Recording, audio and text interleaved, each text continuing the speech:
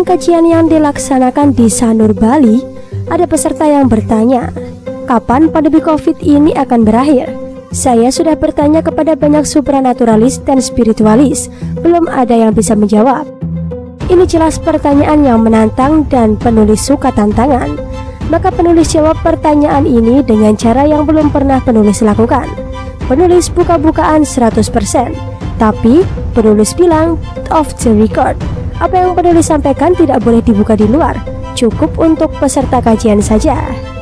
Yang penulis bacakan di sini adalah jawaban yang sudah sangat dihaluskan.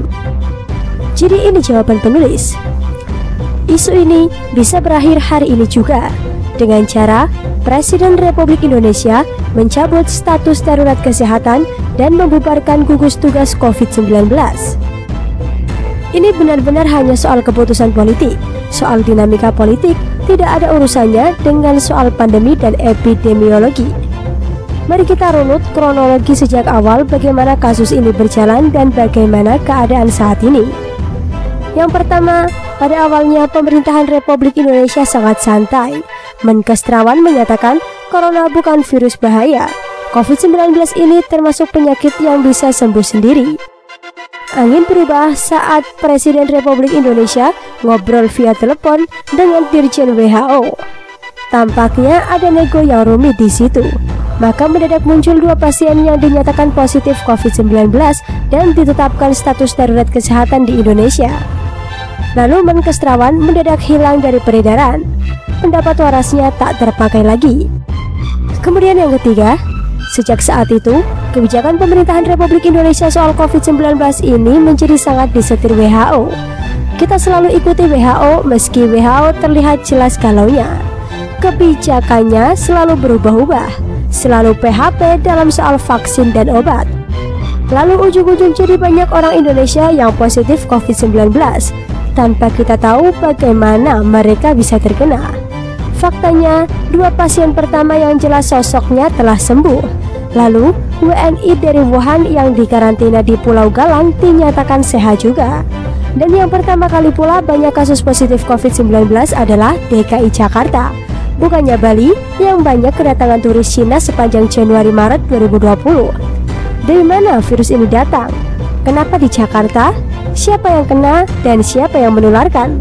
Ada yang tahu? Ada yang mendapat info dari pemerintah? Penulis sih tidak. Seiring dengan pemerintah mulai keluarkan data kasus positif COVID-19 yang publik sebenarnya tak pernah tahu validitasnya, mulai banyak lucuman seram dari beberapa dokter dan epidemiolog. COVID-19 dinyatakan berbahaya, bisa membunuh jutaan hingga puluhan juta orang Indonesia, dan media memblow up opini ini. Mulai muncul desakan lockdown seperti negara lain. Yang keempat, jika lockdown diterapkan, Indonesia bisa tumbang beneran.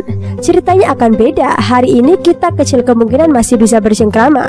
Kenapa tidak jadi lockdown? Padahal pemerintah sudah siap-siap ambil kebijakan itu. Ini rahasia ya. Di detik akhir pengambilan keputusan, kesadaran para pejabat yang ikut rapat terbatas dirubah oleh semesta. Munculnya keputusan PSBB dan darurat sipil. Anda tahu, dalam case ini yang paling berperan adalah jiwa atau soulnya Bung Karno yang merasuk ke tubuh Jokowi dan membuatnya berubah rencana. Ya, kita selamat. Yang keenam adalah PSBB lalu berjalan.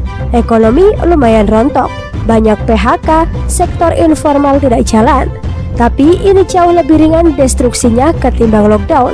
Dan kita lalu sama-sama tahu, ramalan seram para ahli ternyata tak terbukti. Semua cuma omong kosong. Meski rakyat banyak yang dablek dan tidak patuh pada kebijakan social distancing dan lainnya, hingga saat ini angka yang resmi meninggal ada di kisaran 2.500 orang. Bukan ratusan ribu, bukan jutaan, bukan puluhan juta. Sekalipun kita masih bisa mengkritisi, beneran itu karena COVID? Gak ada uji forensik yang kredibel, semua hanya katanya. Di saat yang sama, banyak protes di masyarakat. Kenapa orang meninggal karena sakit jantung, tipes dinyatakan meninggal karena COVID-19? Dan kita juga dapat data resmi. Mereka yang dinyatakan sakit COVID-19 itu justru mayoritas tanpa gejala alias nggak ada tanda sakit. Mereka merasa sehat. dan sudah 25 ribuan orang lebih yang dinyatakan sembuh. Dan klaim virus ini sangat bahaya dan gak ada obatnya, hanya omong kosong.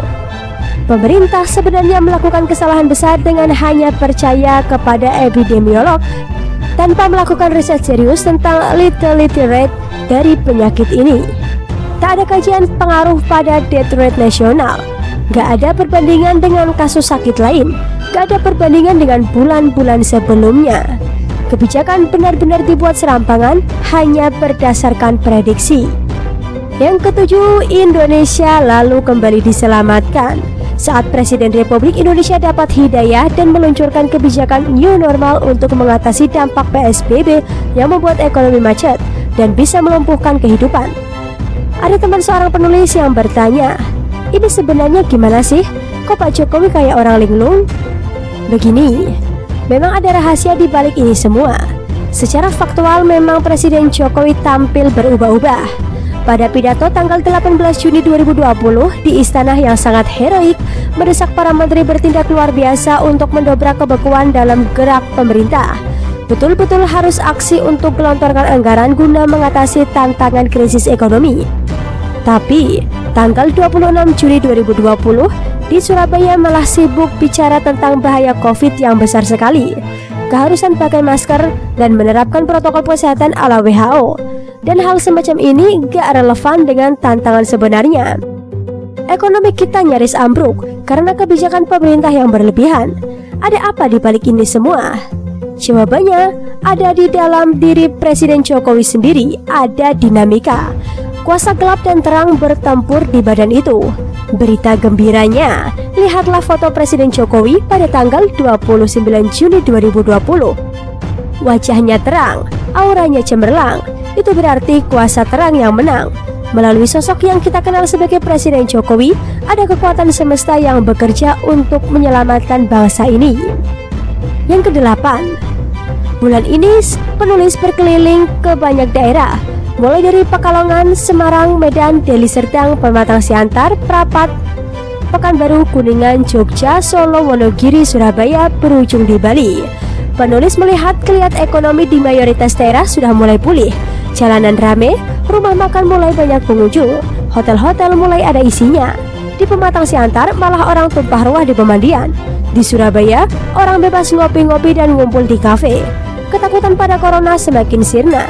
Yang menyedihkan tinggal kawasan turis seperti di Kuta. Dan dengan rakyat yang mayoritas menafsirkan new normal sebagai normal aja, adakah lonjakan kematian akibat COVID? Nggak ada. Data resmi ya begitu aja. Apalagi kenyataan di lapangan, semua baik-baik saja. Yang kesembilan, mayoritas rakyat Indonesia sudah siap untuk normal penuh dan memulihkan ekonomi. Tinggal ditopang oleh kebijakan pemerintah.